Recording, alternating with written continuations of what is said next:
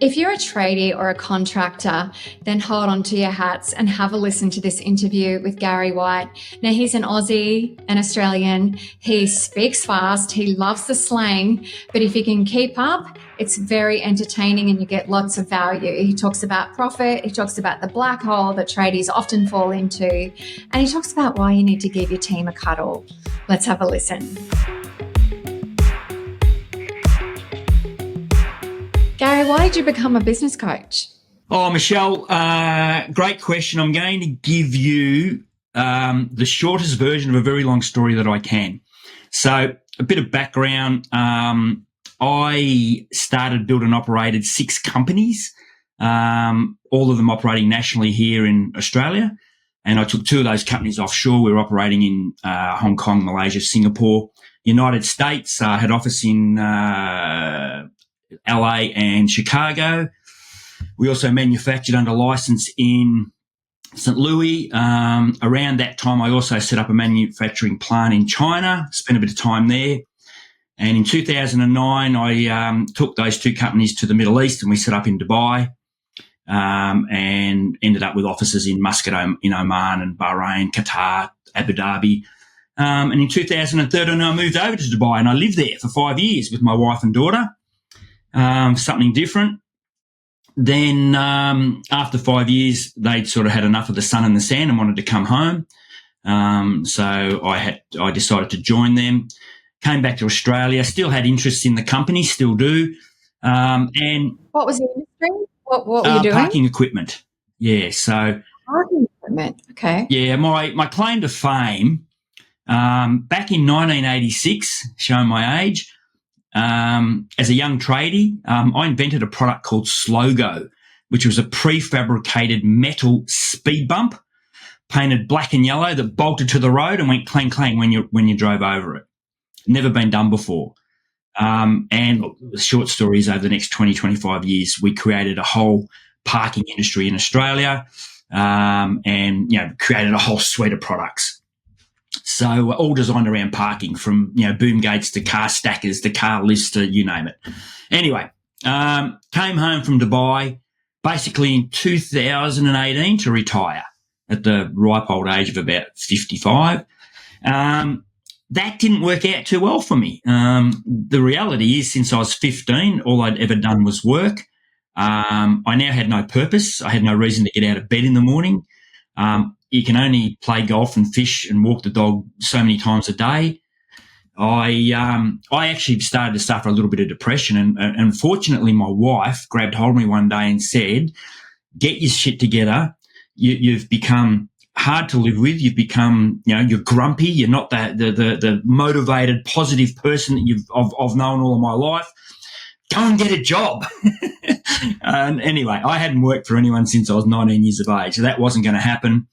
And I didn't really want to get back into factories and offices and people and, employees. I'd sort of done that to death. So around that time, I've got 2 sons. One's 28, one's 31. One's was a carpenter, now a registered builder. The other is an electrician. They're really good at their trade. They've got skills, but very little business skills, no business skills. And they, I was meeting up with them, just introducing them to basic financials. I built a financial template that I use for 20, 30 years in my businesses. And it all starts with, every financial year building a financial budget. Sales, COGS, OPEX, net profit, all that sort of stuff. I introduced them to those spreadsheets. I helped them get started and just straighten them up a bit with a bit of sales and marketing, and they loved it. No one had ever shown them this stuff at school or trade school or any of that, and, it was blowing them away. The next thing I know, they've got me working with their mates. In fact, I was almost literally running an unstructured group coaching session at the local pub in the sports bar every Friday at 4:00. And was getting. I kind of want to know what you did to get your sons to listen to you, for starters. Well, that was I think they needed me more than I needed them. But yeah, so I've got this informal business coaching session going on at the pub. I'm getting asked all these questions from these young guys. One guy's a landscaper. I had 2 electricians, a carpenter. We had a plumber, and the BFO, the light bulb moment for me, was before I moved to Dubai, I was the president of my local football club. And in March every year, before the start of the season, we have a breakfast launch where we have a couple of hundred people in a room, some dignitaries, our local MPs, some guest speakers, the odd comedian, typical thing, 10 people at a table, and I'm sitting there and I'm talking to this guy next to me, introduced myself, "Hi mate, how are you? What do you do for a living?" And he said, "I'm a business coach." And I said, "What the heck is a business coach?" I had no idea what a business coach was.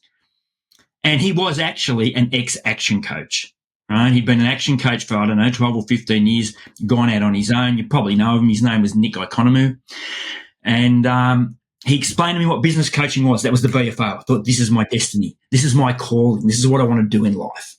I want to help these young tradies. So I mentioned the word tradies or contractors, depending on what part of the world you come from. Tradesmen, tradies here, contractors where you come from. I mention that a lot because that's my niche. I work with tradies and manufacturers. That's basically who I work with. So I'm disc profile. I'm a high DC or CD.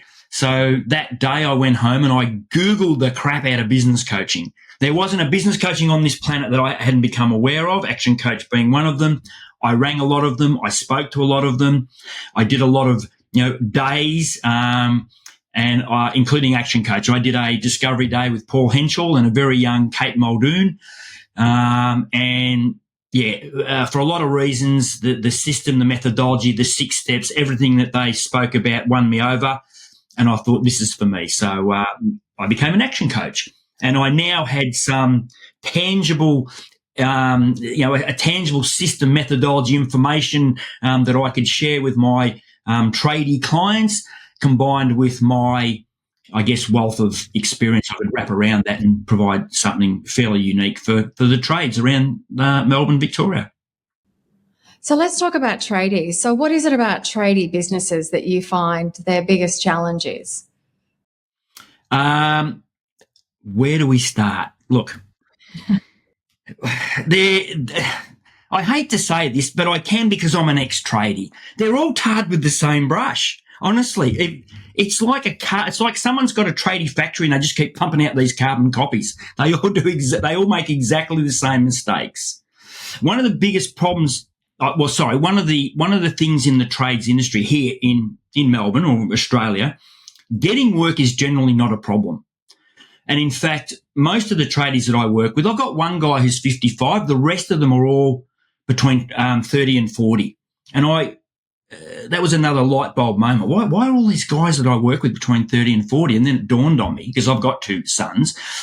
When you're a tradie and you're in your 20s, all you're worried about is working hard and drinking beer and playing footy and chasing chicks and all that sort of stuff, right? But, as you get on a bit in life, in your late 20s, early 30s, you meet a girl, you fall in love, you get married, have some kids, and you wake up one morning and you think, my God, I'm nearly 40 and I've achieved nothing with my life. I've got to grow up. I'm just still a lad.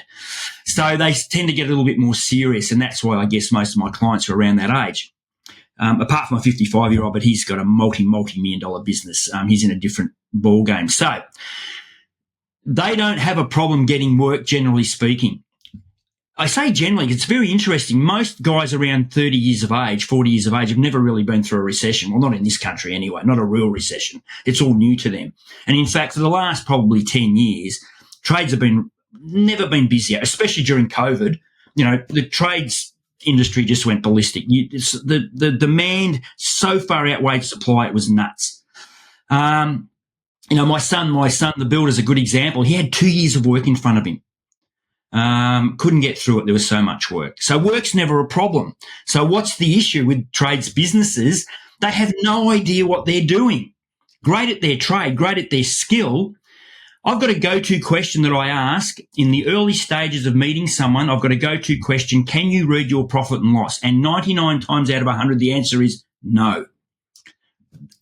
What do you do what are you doing for your financials? How do you keep track of your business? It's the same answer. The bank statement. As long as the numbers in the bank statement are heading north each month and I've got money to pay the bills, I'm happy. Okay, so what happens when we do go through a downturn and there's not so much work and it's very competitive and the numbers start heading south? Well, I don't know. That's the problem. They got no idea how to fix it. So, it's one of the problems that the trades have. They have trouble understanding that before they can really earn, they have to learn. They have to take the advantage or take the initiative to get help and to learn how to run a successful business. So I've discovered a few things in the last few years working with trades. Although I was a tradie for a long time, I wasn't even aware of this, but a few things I've discovered. And I don't know the exact numbers, but I'm going to fall back on the Pareto's 80-20 rule, and I think it'll be pretty accurate. 80% of tradies out there, tradesmen, basically turn over between $200,000 and $400,000. That's what I've discovered. Why? Because it's really, if you're a hard worker and you got a bit of nous, it's not hard with an apprentice and maybe a couple of really good reliable subbies to get to $200,000-$400,000 in turnover. So at that point, what they've done is created a successful job for themselves. And we know this through the ActionCOACH teachings that, they don't have a commercial profitable enterprise that works without them. They've created a successful job. And in fact, I have a terminology for it. I call these guys are stuck on the get up, go to work, win the work, do the work hamster wheel. And most of them are stuck on it forever. Now, and they're on the tools. So the business relies on them. They're the ones doing the majority of the work. Exactly. So what they've got is a good business, they've got a good job, not a successful business. There is no value in their business because they are the business. They've got nothing to sell because take them out of the business, there is no business. So at that sort of turnover, 200, 300, 400, that provides an okay life. It'll pay the mortgage. It'll put food on the table, put the kids through school, clothes on the back, maybe the holiday once a year or the caravan down the beach, and life's good. And good ute. Nice ute. Nice ute, right? Maybe the Malibu, ski boat or the jet ski, the toys, maybe the big shed in the backyard. But here's the problem. 80% go through life with that successful job that they've created or working in that successful job. And they get to their late 50s and early 60s. Now, it's really hard to relate this to a 30-year-old because 50, 60 years of age is so far down the track. What are you even talking to me about? That's ridiculous. But this is a reality. And I know this firsthand because I go to the football club every week and I talk to all my mates who are tradies and they're all in their 60s and they're all still on the tools, climbing up and down ladders, digging holes, pushing wheelbarrows around because they can't retire. One, they can't sell their business because there is simply no value in the business. They've got no sons to take over. And these days, with medical advancements, man, we're living to our 80, 90 years of age. So at 60, you've still got 20, 25, 30 years left of life. And if you listen to the economic experts, that's $2 to $3 million you need to live some sort of comfortable life. And, the facts are none of them have that sort of money in the bank. And only 2 weeks ago, I was at the football and one of my mates, hadn't seen him for a while, turned up to have a look. And as blokes, we have a pretty similar repertoire when it comes to questions. G'day, mate. How you going? How's work? And he said, Whitey, I'm going to be working till the day I frickin' die. And that's the truth. So the problem is for 80% of tradies out there, they create that successful job. They're on the get up, go to work, win the work, do the work hamster wheel. They're stuck on it for life. They don't know how to get off it. They don't even realise there's a problem until they're in their late 50s, early 60s, and then it's just too late. So what happens to the other 20%? So the other 20%, they're the ones with a little bit more nous and, a bit of a go-getter attitude and, he who wins theirs sort of thing, and they decide to grow their business beyond that $300,000 or $400,000 in turnover. What they do, once they get over $500,000, they enter into what I've coined or what I call the Trady Black Hole. And like any black hole, it's one of those things that things go into and rarely come out of. They tend to disappear. So I'll put it into perspective, yeah? Young tradie, doing $400,000, decides he wants to grow his business. He can, because work's not a problem. It's always there.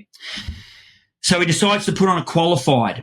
a qualified carpenter, electrician, plumber, it doesn't matter. The exception to this rule is builders. They're a rule unto or a law unto themselves because, builders that are building homes, different ballgame. I'm referring to your general service type tradie, plumber, electrician, carpenter, tiler, plasterer, landscaper, bricklayer, concreter, whatever. So $400,000, I want to grow my business. I'm going to put on a qualified.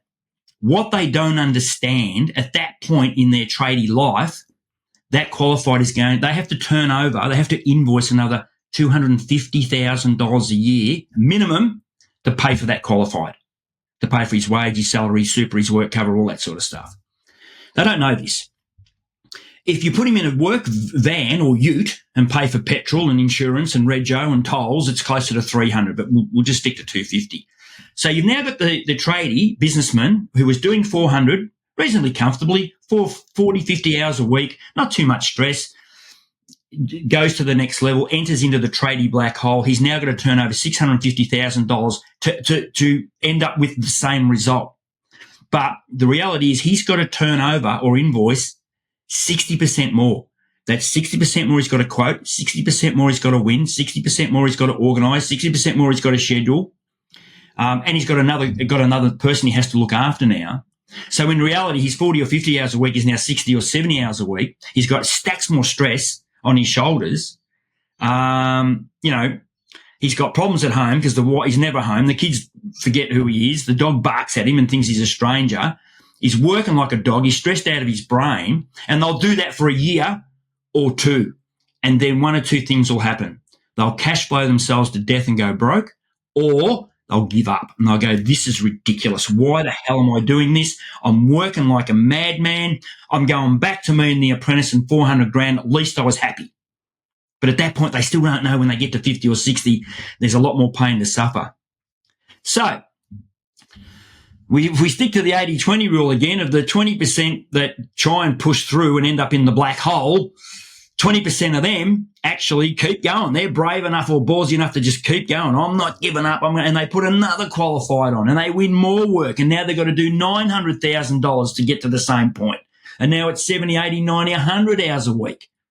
And again, the same thing happens. They'll stick it out for another year or so. And most will give it up, give it away and go backwards.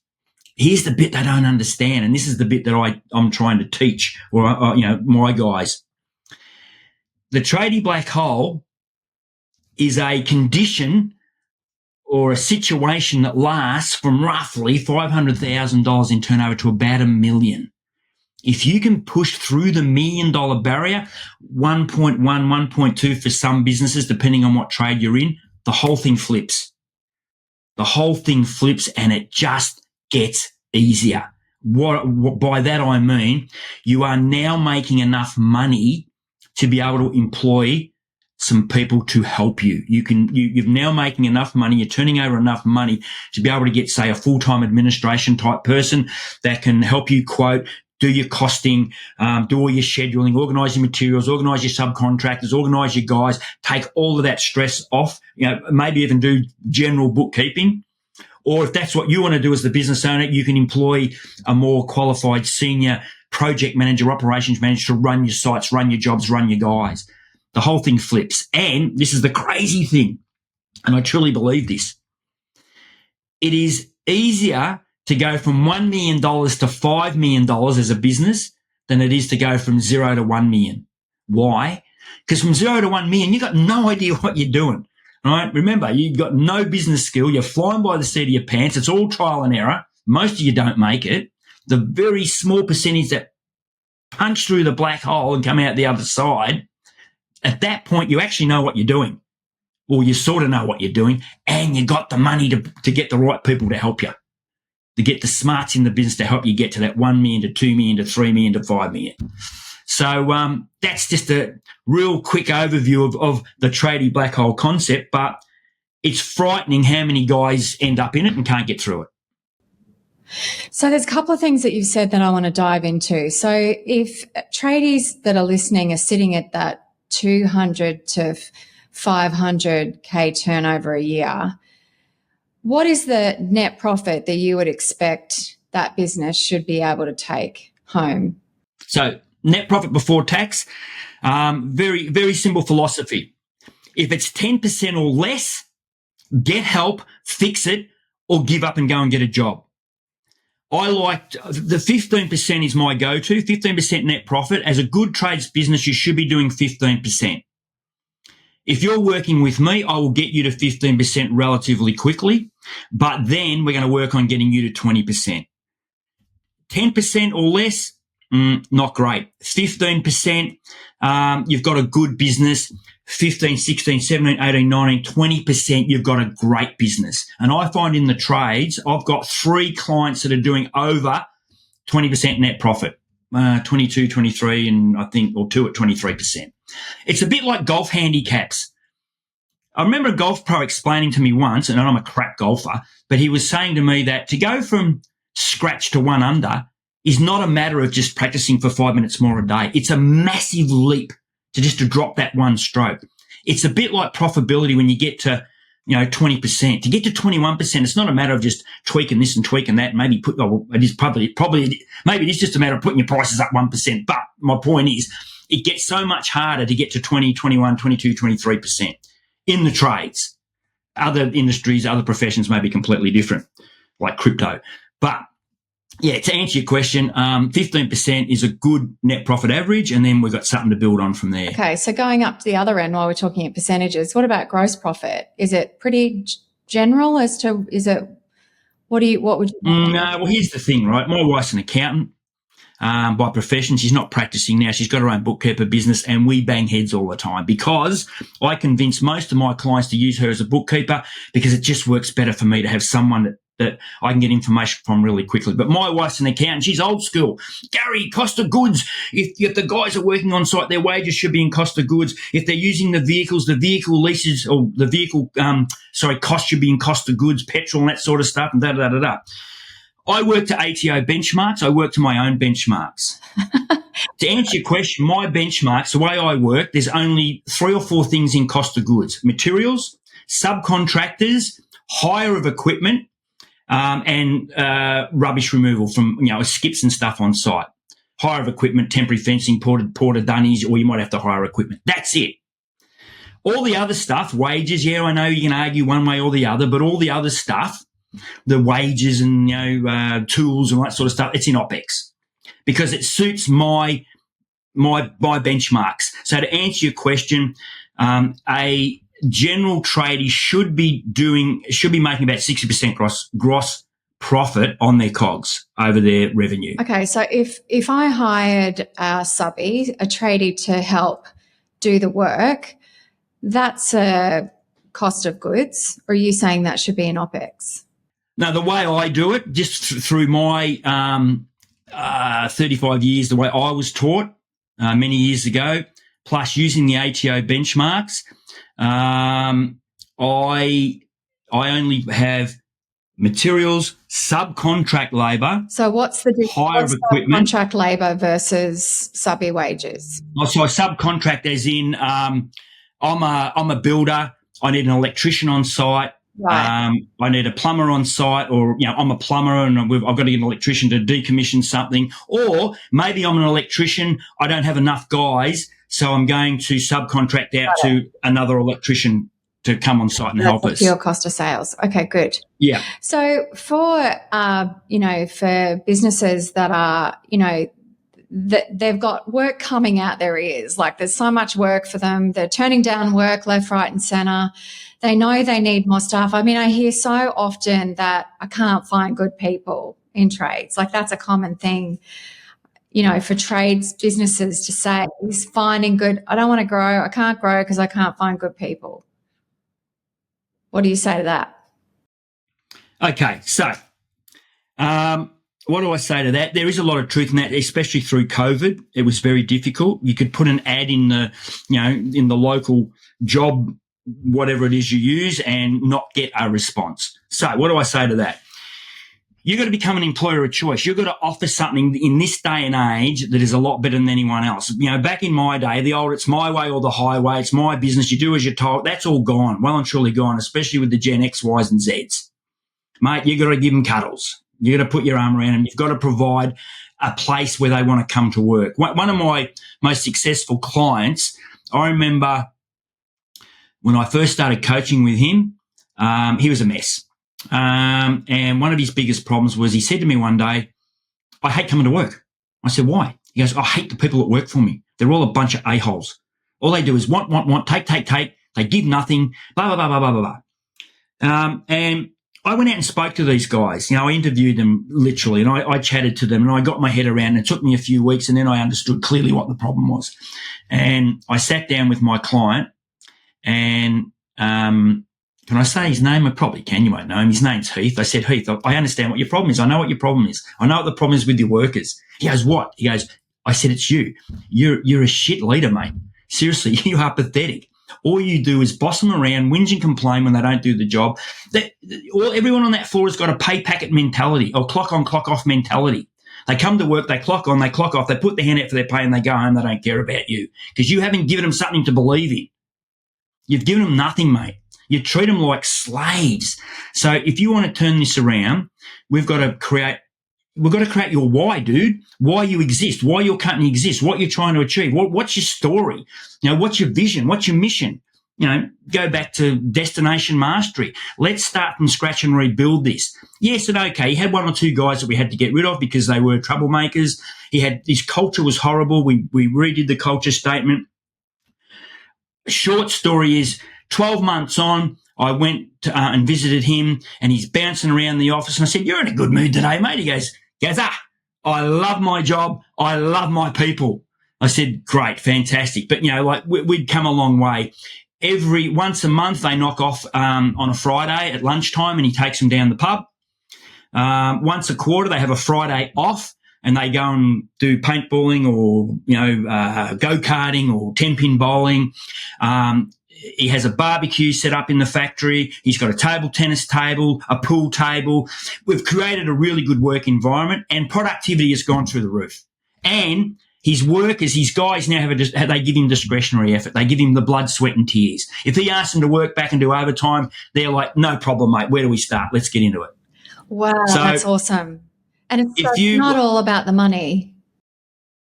Well, you can. There's a stack of studies. And I use one in my diags, and that is that there's been stacks of studies done where they go and interview business owners, and what's the top 5 things that people want, and money's always number one. Employees, they just want money, and they do these same this same research with employees, and money's right down the bottom. The things up the top are wanting to be appreciated and valued, and opportunity and loved and all that sort of stuff. So we've got to, me as an older dude, we've got to take that stuff on board. But so to answer your question, I guess it's about, you've got to create your own employee value proposition. If you can create an environment where your people love to come to work and rave about you as an employee, and that's what blokes do. We go down the pub or we go into social family things, and it's how's work? It's one of the go-to questions. How's work going, mate? If you've got guys that go, I love my job, I love my boss, that becomes infectious, and it's a lot easier to find people to work for you when you're creating a place where people actually want to come to work. So at what point do we go to market, and let's say we've got that environment of, we're ready to build that environment of team. At what point, do you start looking? Do you know when it's ready to hire somebody? Well, again, with me, it starts with the budget.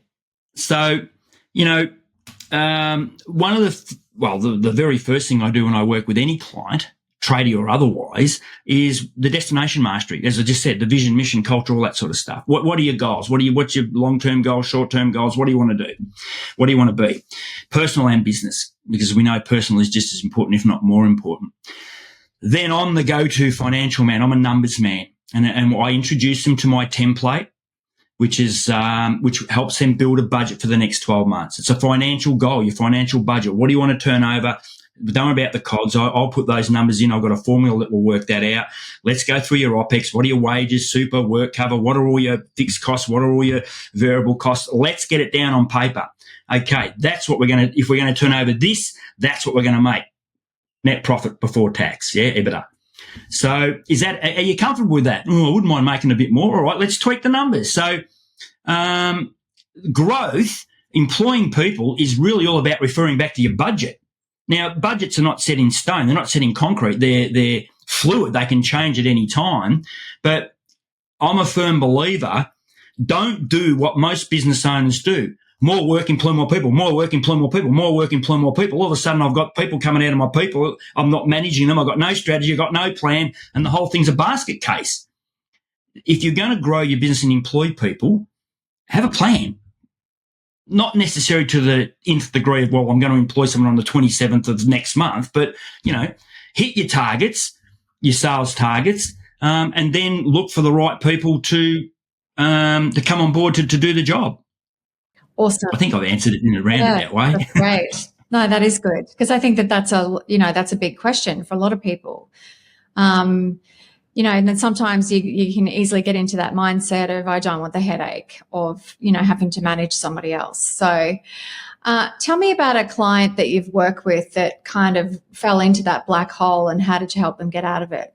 Well, the immediate one that comes to mind is Heath, that I just spoke about.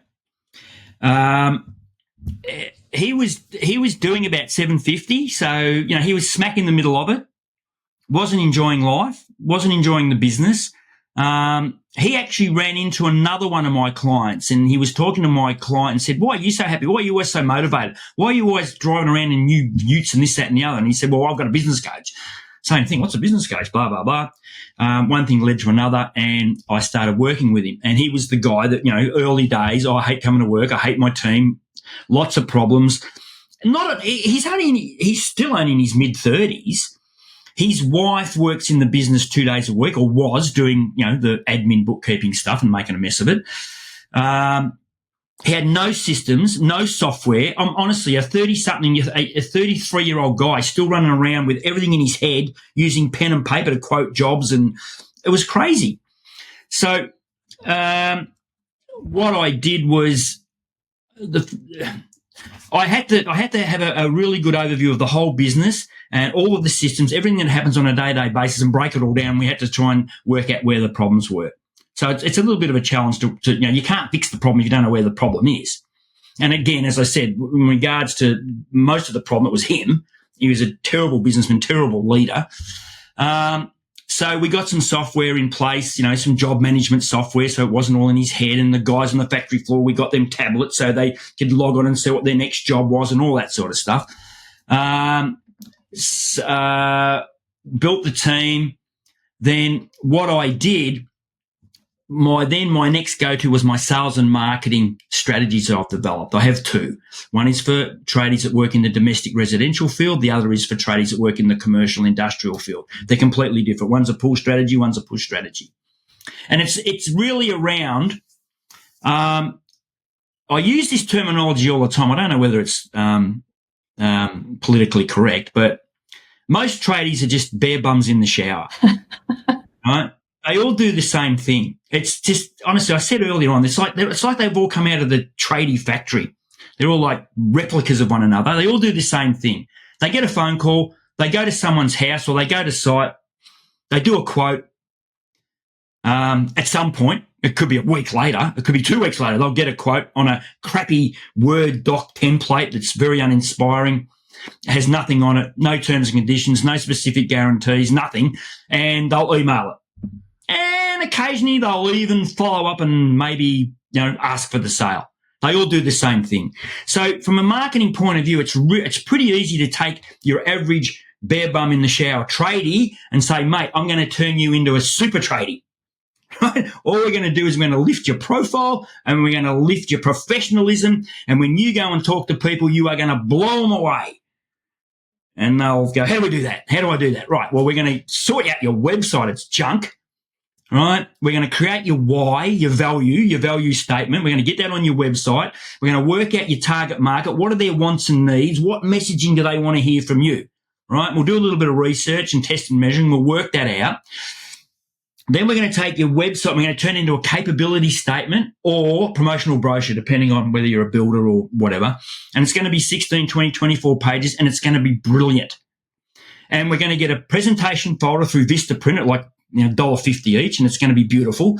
And in that presentation folder, you're going to put your capability statement, and you're going to put your quote, which is going to be on a really nice, sexy template with your logo, and it's going to have a big specific guarantee on the bottom, and lots of bells and whistles. And there's going to be 11 reasons why you must work with ABC Plumbing, and we're going to have a testimonial page, and we're going to have all this collateral in there. And you are actually going to go and knock on the door and hand it to them in the presentation folder. Why? Because no one does this stuff. So what we're trying to do here is create the know, like, trust. What we're trying to do here is earn the right to charge more. What we want to achieve here is when you've quoted, that person, that homeowner or whatever, looks at your quote and says, you know what? This bloke's 10 grand dearer than anyone else, but I don't know, I just got a good feeling about him. I reckon we'd be mad to go with these other guys. They're all cowboys. That's what we're trying to achieve. Trust me, it works. So I did that with Heath. Getting back to the question, I did that with Heath. We got his sales and market, and what we did, what I found with Heath as a manufacturer, so he's a boilermaker by trade. He's a genius when it comes to this stuff. When I first walked into his factory, he's making trailers. He's making car carriers. Every man, his dog makes trailers. There's no money in it. In fact, I did a cost analysis exercise, and on most of his trailers, he wasn't making any money. So I got him away from that. And what we did a bit of a work profit matrix. What sort of work can you do? What's high profit? What's low profit? What's easy work? What's hard work? Right, let's stop doing the hard work, low profit stuff. Let's focus on blah, blah, blah. And what I did, I eventually, over a period of time, I turned him into a plant manufacturing machine. So we approached, through the marketing strategy, we approached some of the biggest plant operators in Melbourne, the Vizzies of the world, Pura Milks, factories that are full of stainless steel pipes and all that sort of stuff. And he's picked up contracts like maintenance and manufacturing contracts with those companies. 2 years down the track, last financial year just gone, they turned over $3.5 million. He's now got a full-time production manager, draftsman. He's a bit of a challenge at the moment because he's at the stage where he's lost a bit of identity in his business, and this is something else I've got to deal with. He goes to work every day and the business doesn't need him. So he starts to become a pest and annoying everyone. And he is actually going through a little bit of a psychological battle at the moment, trying to find his true identity, what he does, because he used to be the control freak to everyone. But what I did do was last year my son was offered a business, a horse float manufacturing business, not far from us. He gave me the numbers. I had a look at it. I did all the due diligence. And for 2 reasons, I told him, son, this is not for you. It's not for you because you're not a manufacturer. You don't know anything about manufacturing horse floats. And number 2, you've never ridden a horse in your life. The equine industry is very cliquey. You don't know anyone. They don't know you. You're an outsider. You will fail. And in fact, I could have bought the business myself, and for the same reasons, I said no. Then I thought, hang on a minute. Heath's wife, Alicia, is a national equestrian champion back in her day. Been riding horses since she could walk, and was an ex-policewoman who spent 10 years with the mounted police on a horse. They've got a big property outside of Melbourne with horses. And I've gone, oh, my God, Heath, have I got the opportunity of a lifetime for you? I introduced him to the horse float business. Alicia immediately said, Heath, this is my business. Go away. Gary, buy this business for me. I did. They took over in December.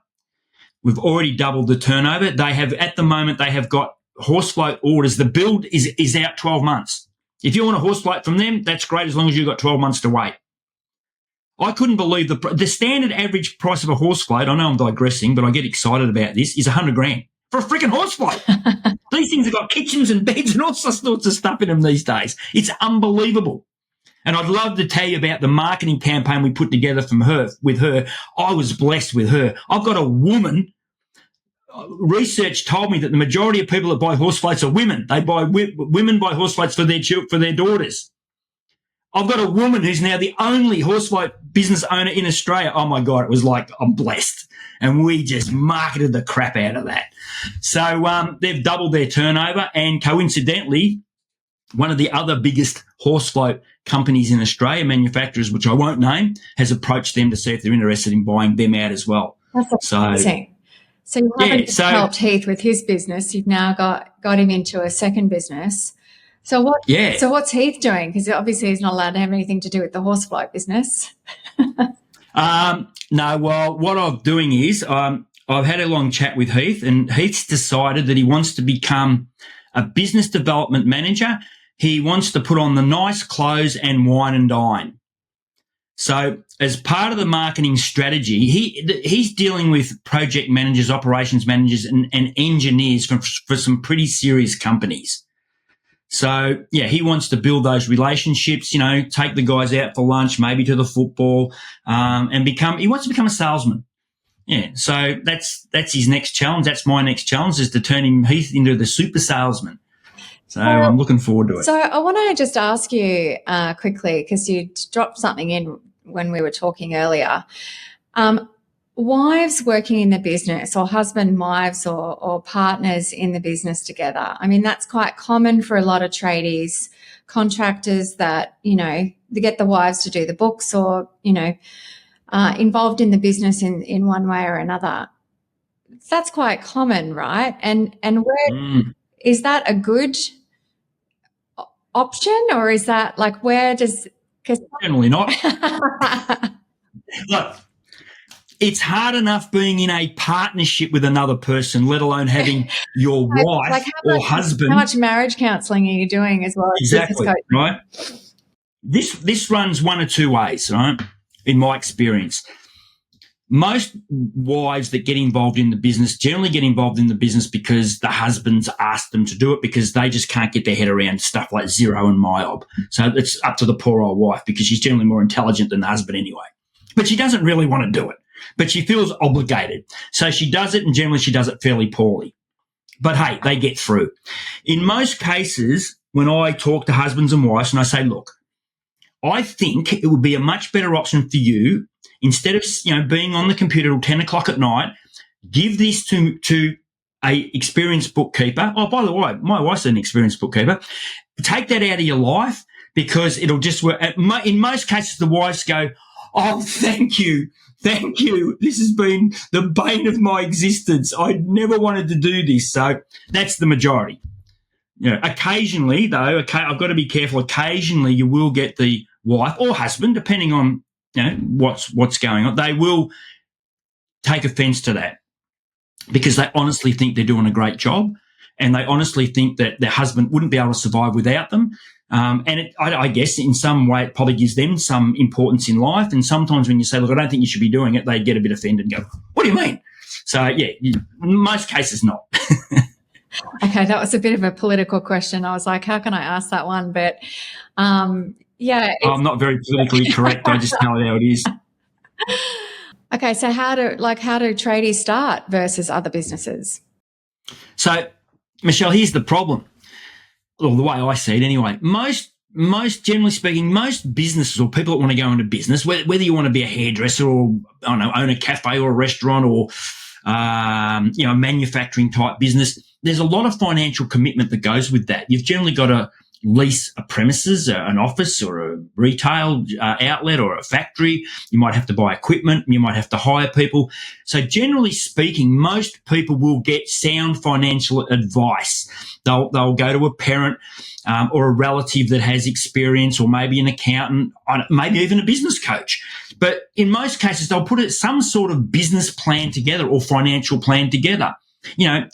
They've got to start. They've at least got to start, not tradies. They all follow the same rule. They finish their apprenticeship. They subcontract back to their boss for a couple of years. They've got the ute or the van. That's the factory. The front seat's the office where they keep all their paperwork. They've got all the tools. And for, a couple of $100, they go and register a business, and all of a sudden they're a business person. And honestly, 9 times out of 10, it ends in tears, because they cash flow themselves to death. Each job gets a bit bigger, the next job's a bit bigger, the next job's, all of a sudden they're doing $50,000, $60,000 jobs without any financial understanding of what's going on. And, bang, it's all over. And, look, I know a lot of young guys that it's ruined their life because of the debt that they've put themselves in. So it's a serious concern. Well, that's been very entertaining, Gary. Thank you. I just want to ask you 3 quick questions to wrap up. What's the best business book you've ever read? Well, as you know, Michelle, there are squillions of books. I've got a book list, and every coach I talk to says, "I'll read this book, read that book, read this book, read that book." I've got 100 and something books on my shelf. I've read half of them. But I give every client I work with, I give them a copy of The E-Myth by Michael E. Gerber. And I also give them, he's also written The E-Myth Contractor. So The E-Myth is about Sarah who bakes cakes or pies or something. And, The E-Myth Contractor is a little bit more relatable to contractors or tradies, but they've got to be read together because the contractor is sort of like an add-on. I love that book. I loved it for a reason because, I'm pretty sure Brad read that book before he developed the 6 steps because it's all in there.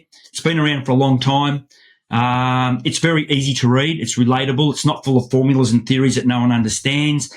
The other book, which I've only recently got onto from our conference in Queenstown, Andrew Laurie's The Question Code. He gave me a copy. I read it on the plane back home and I loved it. And in fact, I now get all of my clients that have got problems with employees, I get them to get a copy of the question code, read that. Okay, 2's enough. Don't keep going. The other one, Simon Sinek. I'm a big Simon Sinek fan. Starts with why. Yeah, love it. Good book. Okay, who's been the best mentor or coach for you? In the ActionCOACH organisation? Anyone. Right, so in the ActionCOACH organisation, I've got a lot of time and respect for Paul Henshaw. He's helped me a lot in the early days. I also spent a bit of time with old wise one Bruce Wilson. But I think, in all fairness, the guy that changed me from a $10,000 a month coach that couldn't see it sort of break through that barrier to a $20,000 was Steve Leach. So, Leach is unconventional at best. He's an outside of the box thinker. And he, after running through his program, and it was just before he retired. In fact, I think I might have sent him to an early retirement. He's now back. He's now back. Leachy, he's just different. He's just a different cat, and he gave me a different way to think about things. Yeah. And personally, I was very fortunate as a young guy. I was very fortunate to have an accountant that I was introduced to, an old Italian chappie, that took me under his wing. I guess he must have been able to see some potential. And I still remember the 3 things he said to me. He gave me the 3 best bits of business advice, and it still sticks with me today. He said, Gaddy, always have a plan B, my son. Have plan A, always have a plan B. So when plan A doesn't work, you drop the ball, you have plan B. Always have plan B. So I tell all my clients, no matter what we do, have 2 plans, plan A, plan B. Number 2, he said, persistence, Gaddy. Persistence always beats resistance. Don't give up, my son. And the 3rd one, which is a cracker, Gaddy, stop hanging around with idiots. You hang around with idiots, you become an idiot. Surround yourself with smart people smarter than you. You grow your business. And he's 100% right. I employed people in my businesses that were smarter than me. I was trying to pick up the accent. Was he Italian? Supposed to be. Come on, cut me some slack. The 3rd question was, what's the best business advice you've ever received? But you just gave me 3, so I love it. Yeah. Gary, it's been entertaining. Thanks for joining us today. Thanks, Michelle. Thanks for the opportunity, and big shout out to all the action coaches around the world. Michelle Adams, your host here. Hats off to you for committing to your learning by listening to this podcast. And if you'd like some help implementing some of these strategies, then click the link in the description to find your local action coach. They can help you put these strategies into action and take your business and your life to the next level. In the meantime, like and subscribe so that you're the first to get our next episode. We'll see you soon.